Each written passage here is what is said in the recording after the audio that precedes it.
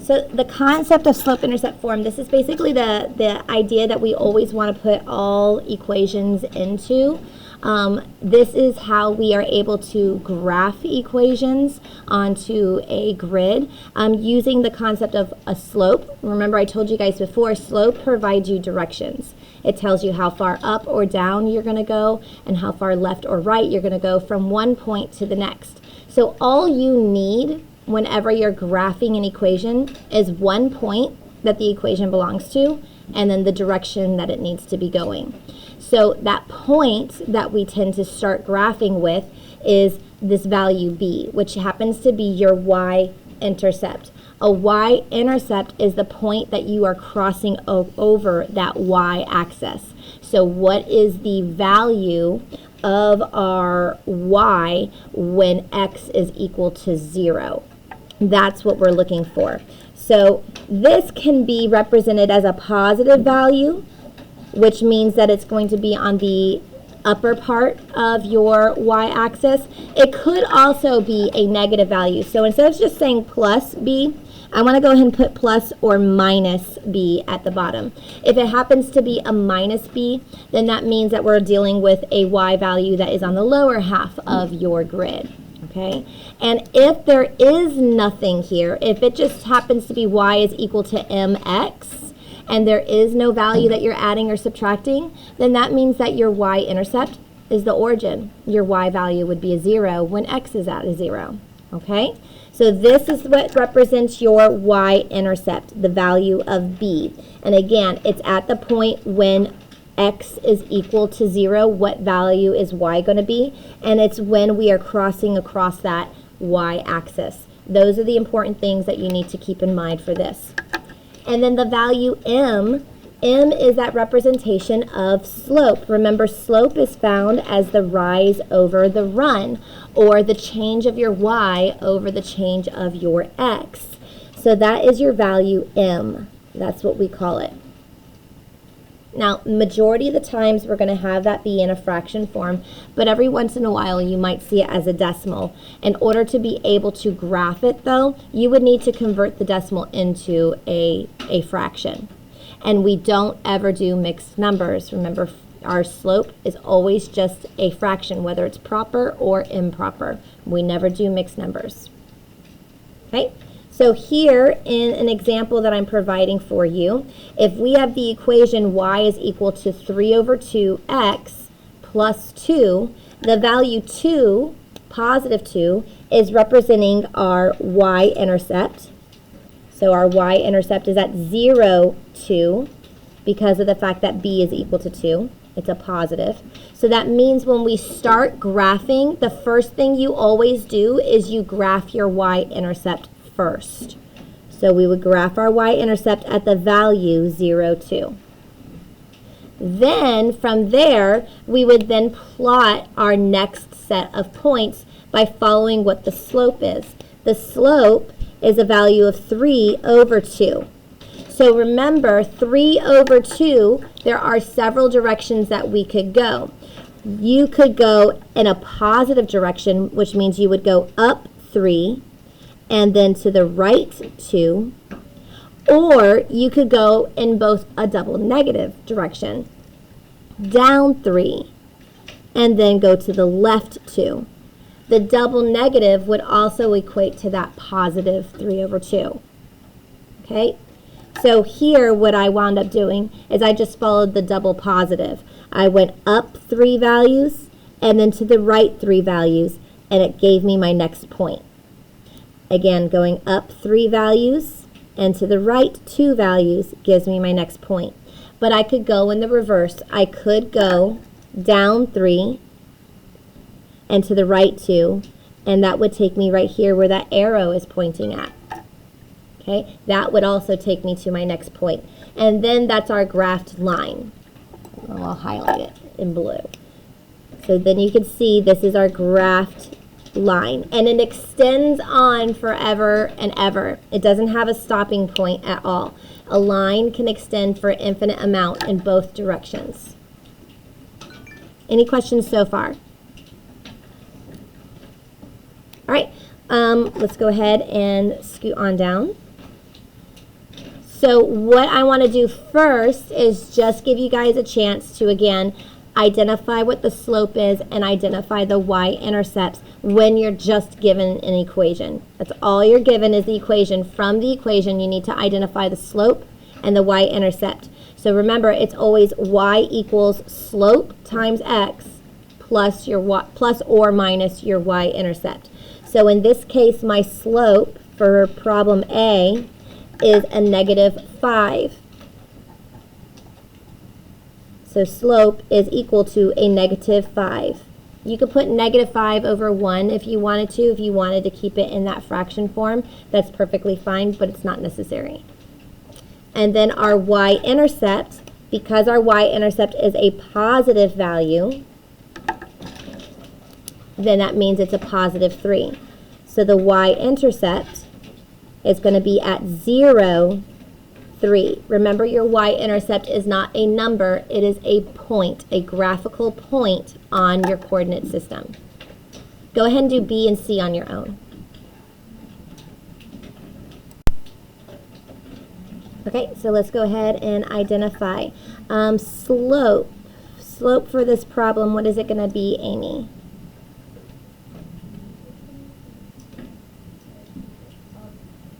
You just need to tell me what the slope equals. 1/4. The slope is 1/4. Okay, and then the y-intercept. The y-intercept, let's go with Armando. What's the y-intercept? 0, -6. Very good. So 0, -6. So again, it's the value that's paired up with the x, that is your slope. The value that is added or subtracted, that's your y-intercept. Okay? For problem C, let's go ahead and identify the slope.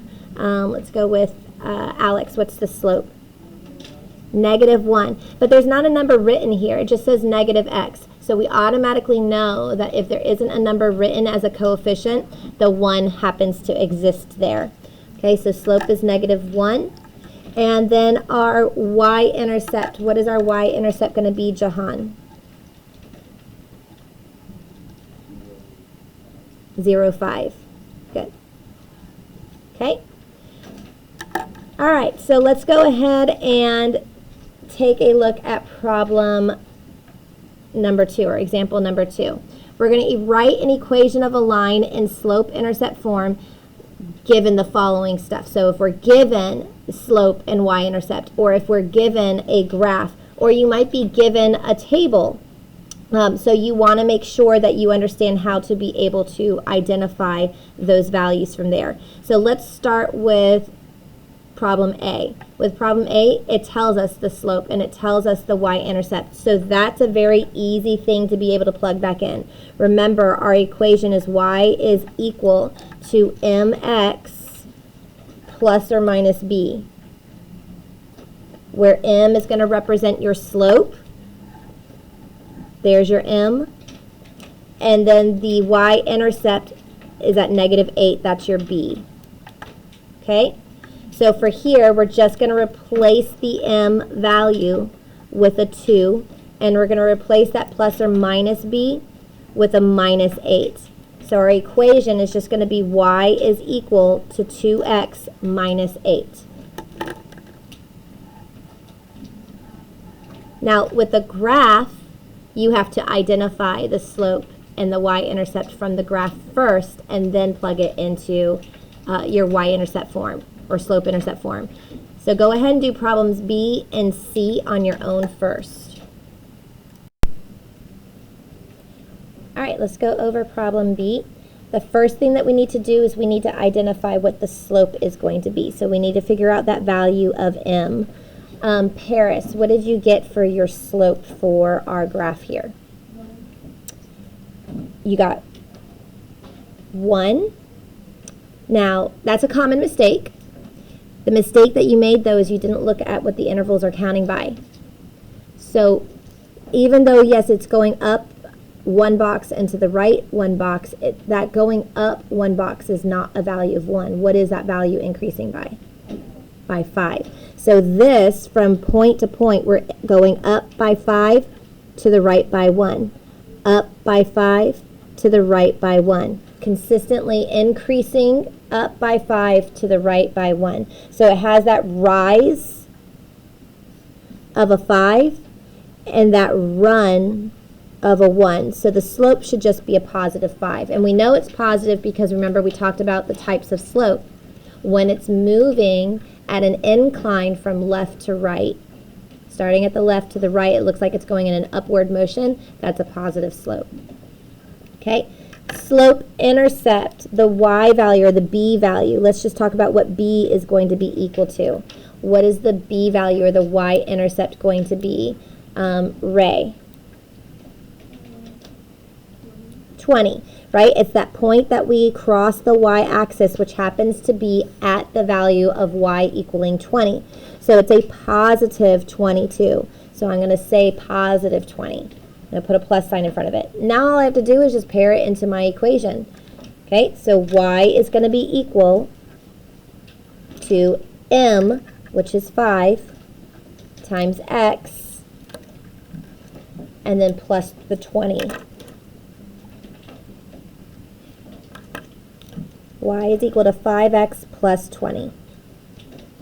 Okay, let's take a look at problem C. Again, problem C, they're telling you the slope.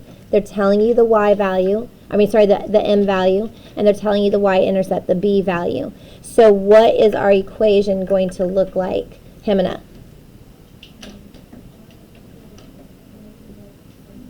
Very good. Y is equal to negative x plus 3. So the slope, again, that's our m. The y-intercept is going to be the b. So there's two ways that you could write it. Some of you probably put negative 1 and then an x plus 3. And that's perfectly fine to do if it's going to be you filling in the information, you writing it as a short response. However, if it's a question that they're asking you to select the equation, they're not going to put it as a negative 1. They're just going to put it as negative x, just like Himana stated. So y is going to be equal to a negative and then the x plus 3. Okay, either one of these are acceptable for you to write them as. Just make sure you understand that this is the format that they're going to be most familiar with. Okay, now I did want to post an example for you too if it was coming from a table, because it's not always going to be a graph or them giving you the information. Sometimes it's going to be in a table format. Okay, so with this table format that we've got going on here, we've got x values of 2, 3, 4, and 5, and we've got y values of 13, 16, 19, and 22 respectively. So what we want to do is we first want to identify what the slope is. To find the slope, you got to find that change of y over the change of x. Remember, the change that a y happens, that's going to be your rise, and the change of the x is going to be your run. So let's talk about the rise first. How is my y value changing? First of all, is it increasing or decreasing? Increasing. So I know that it's going to be a positive value here. And what am I consistently increasing by? 3. Each time I'm increasing by 3. So that means that my rise for my slope is going to be a positive 3. Now we need to identify the run. Is the run increasing or decreasing? Increasing. So I know it's a positive change. And what is it increasing by? A 1. Okay, so it's a positive 1. So that means my slope is just a positive 3 over 1, or just 3. Now, my y-intercept, my y-intercept is when x is equal to 0. Does my table have that information displayed? No, but you can easily find it. If you go off to the side over here, I know that my equation is supposed to be y is equal to m times x plus b. I know that that's what my equation is supposed to be. I know that I want to find the value of b, and the only way I can find the value of b is when x is equal to what? What does x have to be equal to? 0. So I'm going to pick any point I want on here. It doesn't matter which point I pick. I can pick the first one, I can pick the last one, I can pick one of the middle ones. It doesn't matter. But I'm going to be able to fill that information in and then solve. So I want to go ahead and pick one of these points. I want to find out when I plug this in with the slope and solve it, what do I get for my value of b? And that will represent when x is equal to 0. So let's go ahead and just pick the first point. I'm going to pick this first point and I'm going to plug it in. Y is a 13. X is a 2. And I already know what my slope is. What did I say my slope was? A 3. So that means 13 is equal to 3 times 2 plus the b. What's 3 times 2? 6. So now I have an equation 13 is equal to 6 plus b. How do I get b isolated? Subtract the 6. So we're subtracting the 6 from both sides, and what will b equal to? 7. So there's my value of b. B is going to be equal to 7. Again, it doesn't matter which point you pick. I could have picked, the second point. I could have done 3 and 16. So that would give me 16 is equal to 3 times 3 plus b. And 3 times 3 is 9. And then if I do 16 minus the 9, I'm still going to get 7. It doesn't matter which one of these points you pick. You just pick one of them, plug it into the equation along with the slope that you solved for, and that's when you solve for b. Okay, so now I know my slope, and now I know my y-intercept. I can go ahead and write my equation. My equation is going to be y is equal to 3 times x plus the 7. Y equals 3 times x plus 7.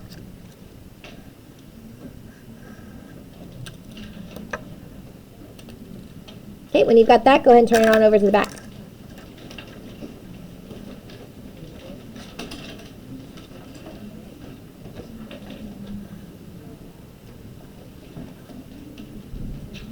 Okay, so for this example, what we're doing now is they're giving us the equation and we're going to graph it. So when given the equation, setting this up and graphing that process. So you always start off by graphing your y-intercept first. So write that down, that the step 1, your very first step is to graph the y-intercept. Okay, now here is our equation. Our equation is y is equal to 15x plus 2.5. So our y-intercept in this case is a positive 2.5. So we're going to graph the point 0 and then 2.5. So you need to be able to pick what you're going to put your intervals at. I'm just going to put counting by 5s.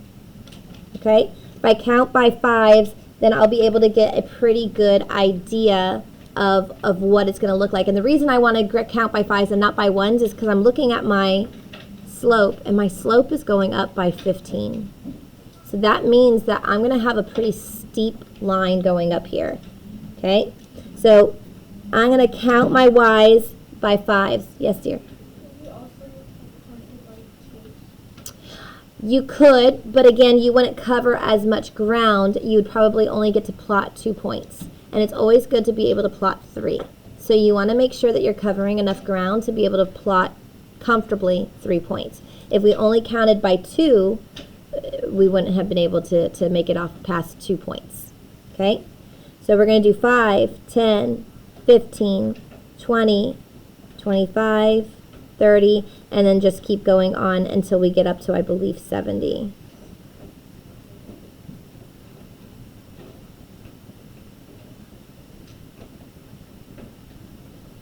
Okay. All right, now for this is representing my cost, because if I'm looking here, the total cost y, your y value is representing your cost. So I'm going to go ahead and put down cost for my y-intercept, or sorry, for my y-axis. My x-axis is going to represent hours, because it says that we're talking about renting a kayak for X amount of hours. So our X values is going to be in hours. That's a value that I can go ahead and count by ones.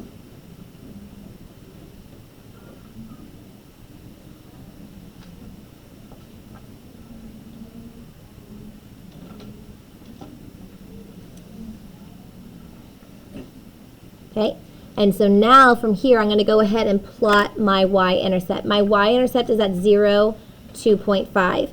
2.5 is going to fall smack dab in the center between that 0 and 5 mark. So halfway between 0 and 5 is where I'm going to have my y-intercept. That's where 2.5 is going to be. So counting by fives is kind of nice as well, because even though it's a decimal value, we know exactly where it's going to belong because it's a halfway point between our two interval values. Okay? So we've got that graphed. Now we move on to the next step. Our next step, step 2, is to use that slope as a direction. And that's going to allow us to plot the next set of points. So we use the slope as direction. Now, since we're talking about hours and money here that it's going to cost us, are we ever going to go into the negative hours? No. Are we ever going to go into negative money? No. You can't spend negative money. So we know that we're going to have to move forward and not backward. So we're just going to focus on going in a positive direction. So our slope is a 15. We're just going to focus on going up and to the right, up and to the right. But just keep in mind that if it wasn't a real world situation, you could go down 15 and left 1, okay?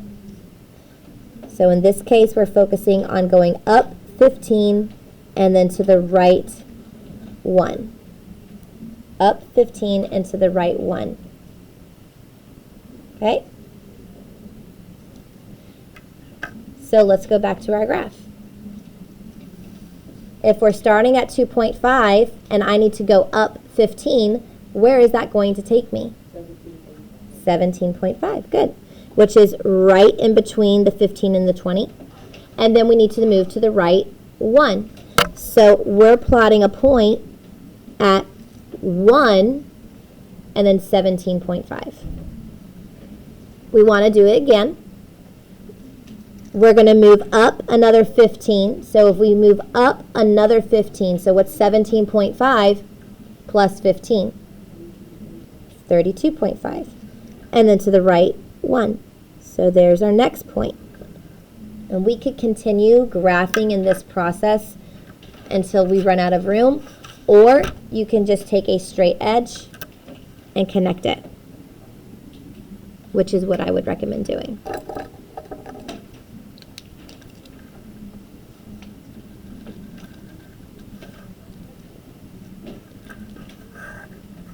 You can't really see that very well.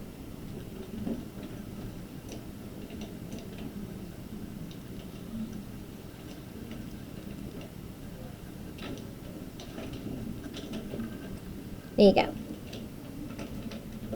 All right, so there's our graphed equation. Now notice the last thing that it asks is to interpret the meaning of the slope and the y-intercept. What do they stand for? What do they represent? Okay, you always want to make sure that you answer all parts of a question. Especially if it comes down to milestones, you need to make sure you are answering all things that it's asking. Otherwise, you won't be able to get the full credit for it. So we already know that the y-intercept is at 2.5. We know that the slope is 15. So now we just need to say, what does the slope stand for? So slope, in this case, is identifying how much money we're spending per what? Per hour. It's your cost right? Your rise is your cost, your run is your hours. So it's the cost for the hour. And since it's 15, it means that it's going to cost us $15 per 1 hour.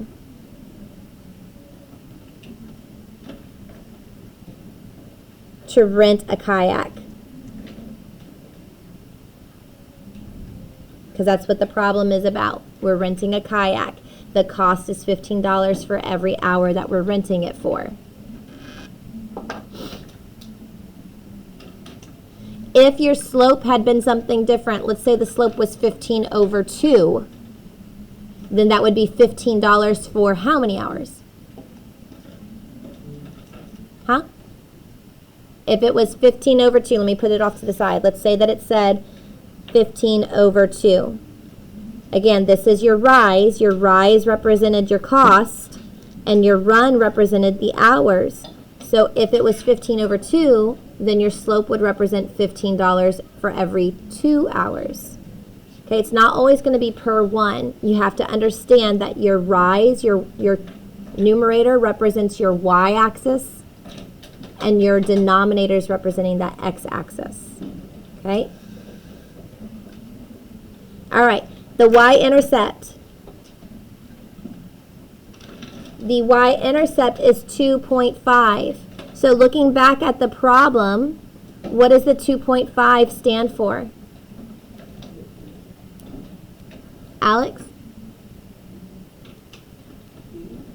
Well, yeah, that's the b value. That's our y-intercept. But what does it represent, Kai?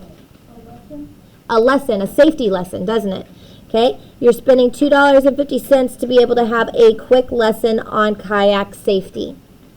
So that $2.50, that's something you have to pay before you even start renting the kayak. You have to pay $2.50 up front. Okay? So it's $2.50 for a safety lesson. Okay, now let's refer back to some of the previous lessons. Is this a linear function? Yes or no? Some of you are saying no. Some of you are saying yes. Is it linear? What does linear mean again? That it's a line. Is this a line? Yes. Does it have a constant rate of change? Yes, because remember, constant rate of change is slope. If it has a slope, if it's a straight line, it is linear. Is it proportional? No. Because proportional means it has to be linear, but it also has to start where? At the origin. This is linear, but not proportional. This is a linear function, but it is not proportional. Okay? So I want you guys to just make a little note of that off to the side. This is a linear function because it is a straight line.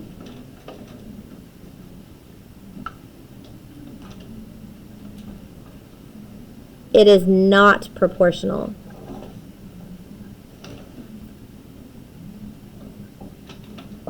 It is not proportional. It did not go through the origin while it was straight. Has to go through the origin and be a straight line. So yes, it is linear, but it is not proportional. Just wanting to make sure we relate some stuff back to the previous lesson. I want you guys to go ahead and work on example 4 on your own. Right, so we have a taxi fare y can be determined by the equation y is equal to 0.50x plus 3.50, where x is going to represent the number of miles traveled.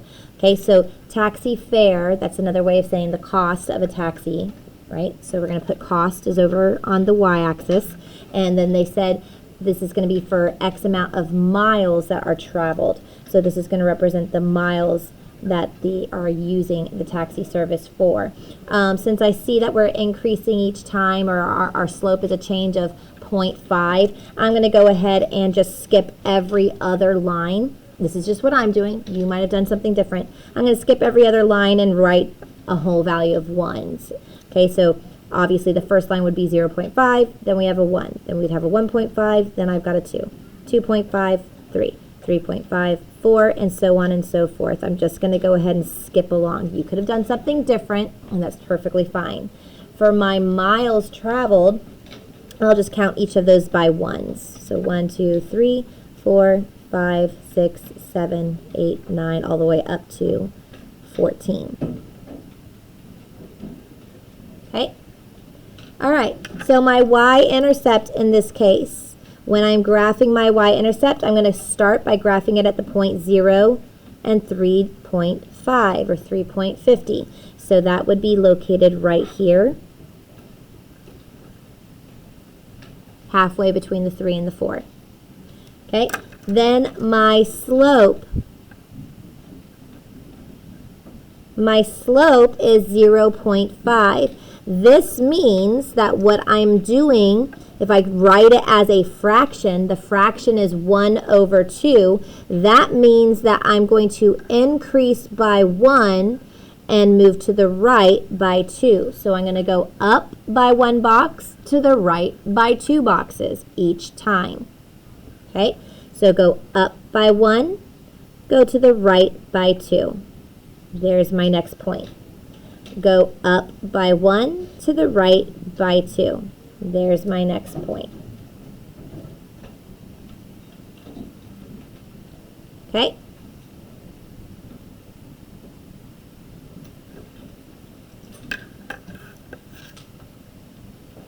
Oh, whoops, nope, I made a mistake. Going up by 1 whole. Oof, my apologies. Where's my... Here, ignore those 2 points. Going up by 1 whole to the right by 2, up by 1 whole to the right by 2. Ignore these 2 until I can find my thing. There. Okay, so there is our lined graph. We went up by 1 whole value to the right by 2 whole values. And then we graph it together and extend. So there's what our line is going to look like. Okay, now our interpretations. The meaning of the slope, interpreting what the slope value represents. The slope is going to represent the cost per mile. The cost per mile or miles, depending on what it's set. So here you could say it's 50 cents per 1 mile, or it's $1 for every 2 miles. You could write it either way. So I'll write that down. You could say it's 50 cents per 1 mile, or $1 per 2 miles. Either one of those would be an acceptable explanation. If you kept it in its decimal form, you would use this format. If you put it into a fraction form, it would be $1 for 2 miles. Then our y-intercept, interpreting the meaning of the y-intercept. The y-intercept is going to be the cost before you travel. So just to have the cab stop and pick you up, they have a flat fee that they start at. Because if they're only taking you 1 mile, do you think that they really want to waste their time and spend 50 cents only? No, they're going to have a flat fare that they start off with, and then from that point, then they start charging you per mile. So this is the cost before you start to travel. That $3.50, that's just for them to come and pick you up. Okay, again, linear relationship, but not proportional. It's straight, but it doesn't go through the origin. It has to be straight and go through the origin in order for it to be proportional. Okay, let's real quickly, actually we're out of time. What I'm going to do is I'm going to go over these last 2 ones on the video. I'll make another separate video for you to watch tomorrow with your digital day assignment. You'll finish these notes, and then you'll have your digital day activity assignment. Pack up.